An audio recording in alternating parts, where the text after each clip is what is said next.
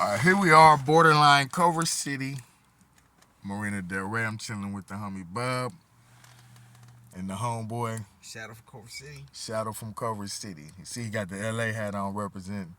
That Now, part. what interests me with Shadow is he's from where? Culver City. What Harvest hood? Gardens, Project Locals, Little Winos, Culver City. Is that right? Yeah. And what made you join? Shit, it was a violent time growing up, you know. Shit, But back. Culver City is pretty upper middle class, huh? Nah, that's what people misunderstand. Culver City has, the uptown, which got like the shopping centers, the little rich people, little bougie people. Then you got the downtown, where you got the projects, Mar Vista Gardens. Are they still projects? Yes, still projects to this day.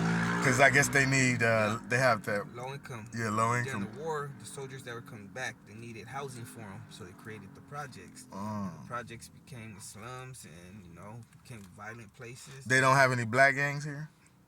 They used to. They used to have the Venice show lines. Oh, in Culver City? Yeah. Oh. Well, no, they weren't even Venice show lines. They're called Culver City show lines at that time. Oh. And What time was that? this was like in the 80s, 90s. But, Okay. 90s, That's it some really shit I got never cracking. knew. Early 90s, it was cracking. And how did you get cracking like that? Man, you could almost say by mistake. I kind of stumbled into it. Growing up in an unstable environment where, my grandma was forced to step up and take care of us.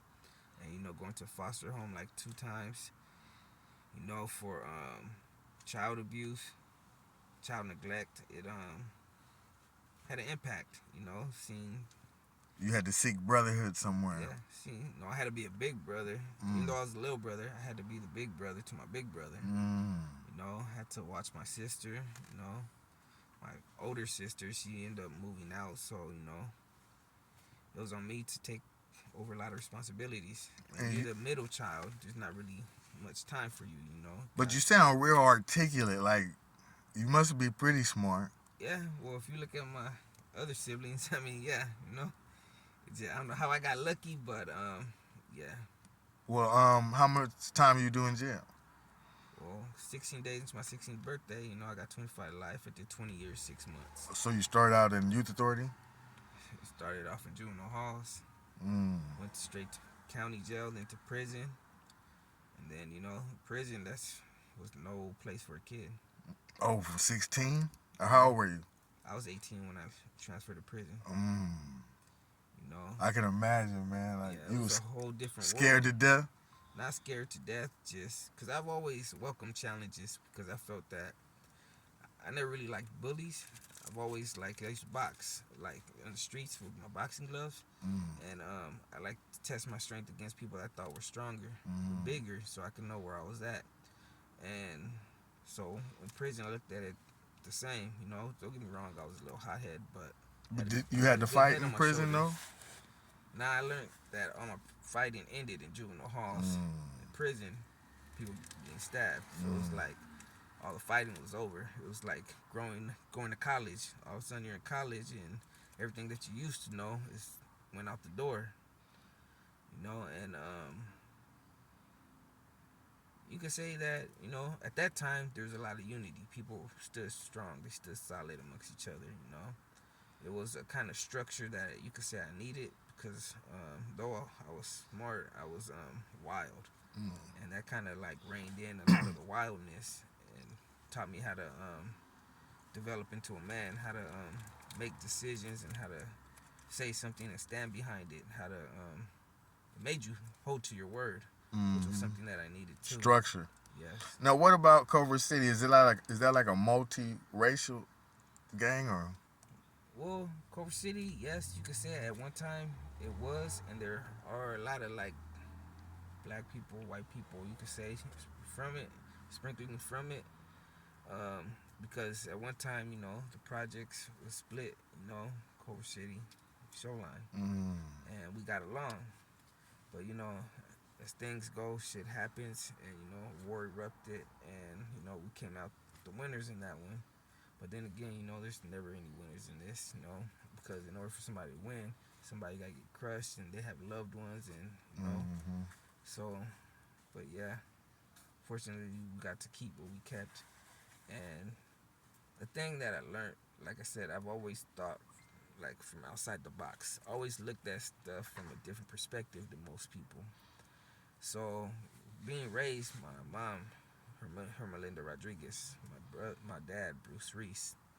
So, my grandma, Ramona Rodriguez. Oh, so Ramona you're Gutierrez half Rodriguez. then? So, not half, but enough to say half. My grandma, she raised us, and you know, you hear Spanish music, Vicente bumping, and then you see me walk out, you be like, what the hell? It's one of those things, But everything's becoming a melting pot, and people get the part about gangs when it comes to race kind of confused, right? Because from what I've seen or been able to understand of it, at the end of the day, a lot of it just boils down to money. It's not really about race. Only the people who are small-minded get caught up in the race aspect of it, right? Normally it's for either more control or more money. And the only color of that is green. So when it's like presidents, when presidents want to go take oil from a country, they go turn this country against that country. All them dudes, they got turbans on, or they got this, and everybody gets riled up. Look at Donald Trump. Competition. He riles up his little party by using the racist rhetoric and degrading women, and that's how it is. The small-minded people hook onto it and they voice their anger through it, while everybody else on top is just looking like, oh, look at these people. They went for it. And when I got to prison, it was the same thing. I ran to, white boys that were Bloods, Crips, Hispanics that were Bloods and Crips. And what prison?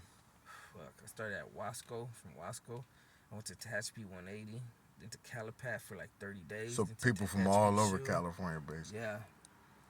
I paroled from High Desert, murder capital. Man, that helicopter. Victorville? High Desert, oh. Yeah. High Desert, that's, snows. When does it snow? That shit get cold. But, man, people do not go home from there. Yeah. And active? It's active. I got kicked out of Pelican Bay Shoot to High Desert. And but why did you must have been kicking up dust then? I kicked up a lot of dust. At one time I felt like I had something to prove, and it took me a while to realize I didn't really have nothing to prove. Because it's the younger generation doing all the shit, huh? Yeah, not only that, but I didn't really have a sense of self yet. I was conflicted. You could see a bigger picture but not really feel it. You see it but not really understand it. So it took me a while to understand it, to understand what was going on.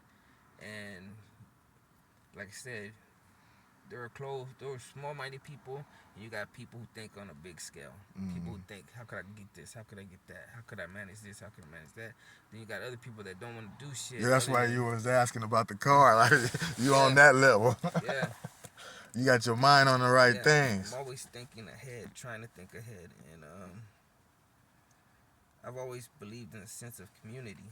What makes one strong can make another strong. It's important. You have a lot of people that want to break people just to see them broken or just to see what they can get out of them.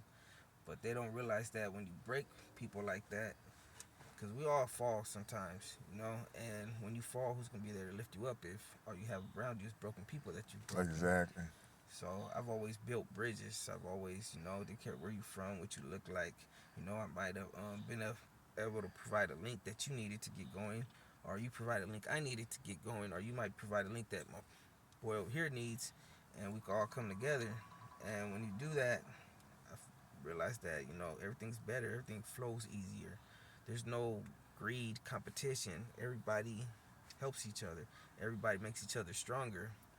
Whereas if you just pit two groups against each other, only one person is benefiting. That's the person that's pitting them against each other. That's right. So I educated myself. I done read thousands of books. Wrote me a poetry book called He Spoke Poetry by Clarence Ervin Reese. Published it when I was in Corcoran Shoe. I've always been trying to push forward, trying to evolve, constantly evolve, because if you stand still, you're going to get stuck standing still, and I don't want to get stuck standing still. We're going to leave it at that note because that's a good spot to leave it at. You kicked a lot of knowledge. I can see you're a bright young man. And any shout-outs? Yeah, got my new baby girl, Victoria Reese. That's right. So adorable. Give a shout-out to her, all my family. You got to do it for her now. Yeah, I love you guys. And to my baby mom, yeah, I'm sorry, still love you. But Smalls, yeah, love you. All right, we're gonna leave it at that, man. And there's gonna be more videos to come. I appreciate your time, brother. Thank you. Culver City, Thank you for the opportunity. Culver City Boys, right? Hope City, Little Wine of Vista Gardens. That's right, for sure. Y'all have a good one, you too.